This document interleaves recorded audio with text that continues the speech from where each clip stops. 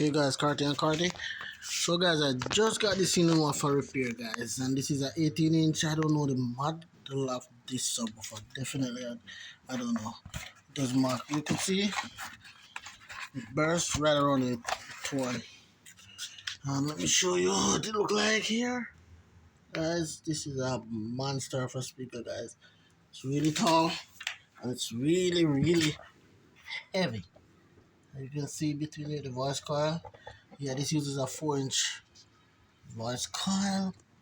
Yeah, I don't know the model of the speaker to be honest. There's mark and stuff like that. Let me see if I can the height of it and see how tall it is.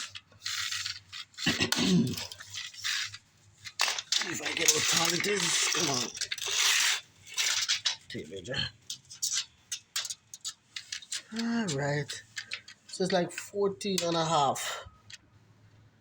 Yeah, 14 and a no, it's not even get 14 and a half yet. They're a little bit 14 and you guys can see it. Let me see. Right there. Do the math from there. From the ground up. Yeah, so this I'm gonna repair. I'm gonna show you guys what I'm going to do.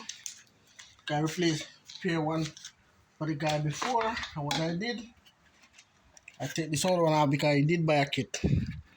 So as you guys can see, I'm gonna use this instead because the one I work on for him, I did buy a whole kit.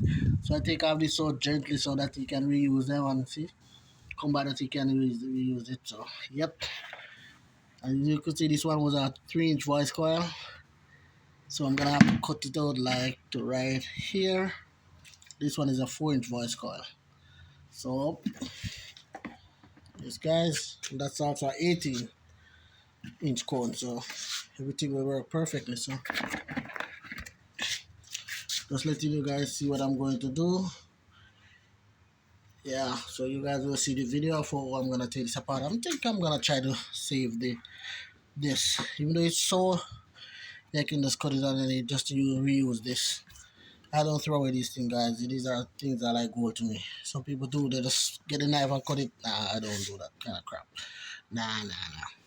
I'm not that rich. It's just because, guys, when you do repair, you know, it's always something coming for some customers that's only need only this.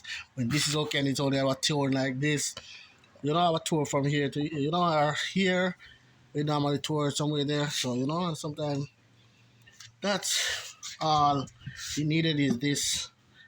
And there's a lot of way of, you know, I can glue this so it, you know, yeah.